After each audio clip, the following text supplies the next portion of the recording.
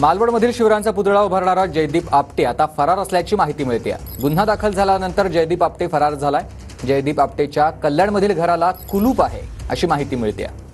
मालवणमध्ये छत्रपती शिवाजी महाराज यांचा पुतळा उभारण्यात आलेला होता आणि त्याच पुतळा उभारणारा हा जयदीप आपटे आता फरार असल्याची माहिती मिळते। दरम्यान मयुरेश माझे सहकारी आपल्यासोबत थेट जोडले गेलेत। मयुरेश, जयदीप आपटे सध्या फरार असल्याची माहिती मिळते। सुमित, नक्कीच आपण जर बघितलं, महाराजांचा पुतळा जेव्हा कोसळण्याची घटना घडली आणि त्यामध्ये जे शिल्पकार होते जयदीप आपटे त्यांच्या घराजवळच आहे, कल्याणमध्ये त्यांचं घर आहे, सेकंड फ्लोअरला ते राहतात। भरत आपटे हे त्यांचे वडील आहे। आपण त्याच घरात जाणार कारण की घराला जर आपण बघितलं कुलूप लागलं आहे।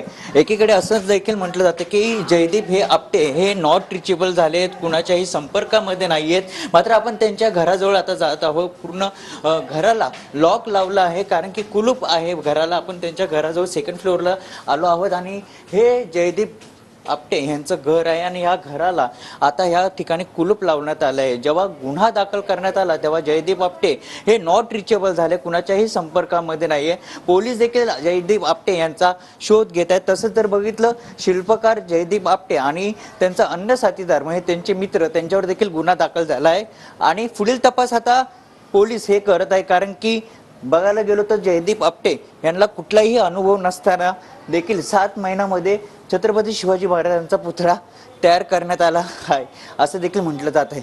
नक्कीच बरोबर आहे। तर जयदीप आपटे सध्या फरार असल्याची माहिती मिळते। धन्यवाद तुम्ही दिलेल्या सविस्तर माहितीसाठी।